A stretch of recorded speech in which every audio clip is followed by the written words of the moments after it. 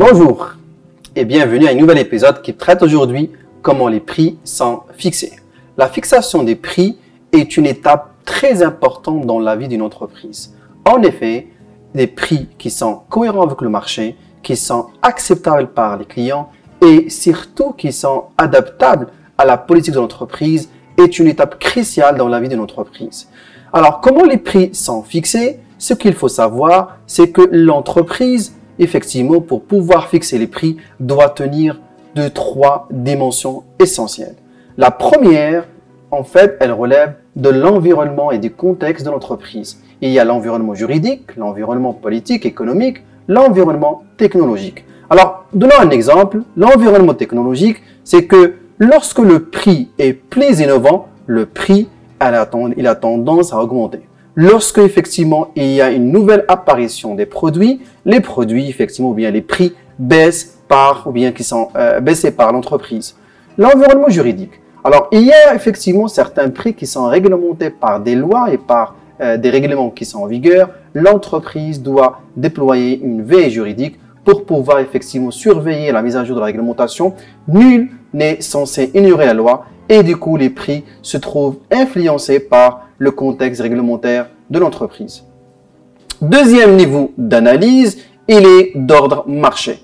En effet, on imagine mal qu'une entreprise fixe les prix sans tenir compte de la concurrence. En effet, l'entreprise doit effectivement surveiller les prix pratiqués par la concurrence, soit au niveau des relevés des prix recueillis par la force de vente, ou bien évidemment lancer une étude de marché pour pouvoir effectivement avoir le prix des paniers exercés par le distributeur.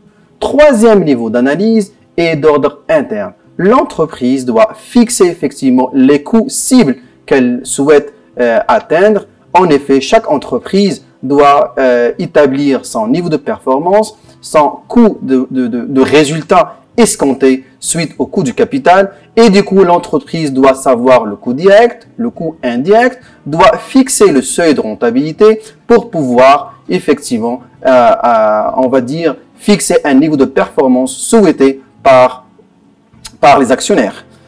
Et un quatrième niveau d'analyse, l'entreprise doit tenir compte des études marketing comme la gamme de produits, la durée de vie des produits et la valeur perçue par le consommateur. Et un dernier niveau, c'est le volet stratégique escompté et fixé par l'entreprise en fonction de son positionnement, en fonction de l'image qu'elle souhaite véhiculer au niveau du marché.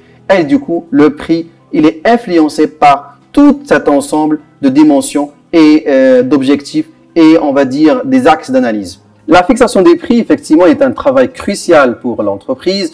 On n'a pas la prétention d'être exhaustif dans la fixation des critères qui permettent de déterminer les prix par l'entreprise, mais surtout d'avoir effectivement des voies logiques et cohérentes pour fixer les prix par l'entreprise.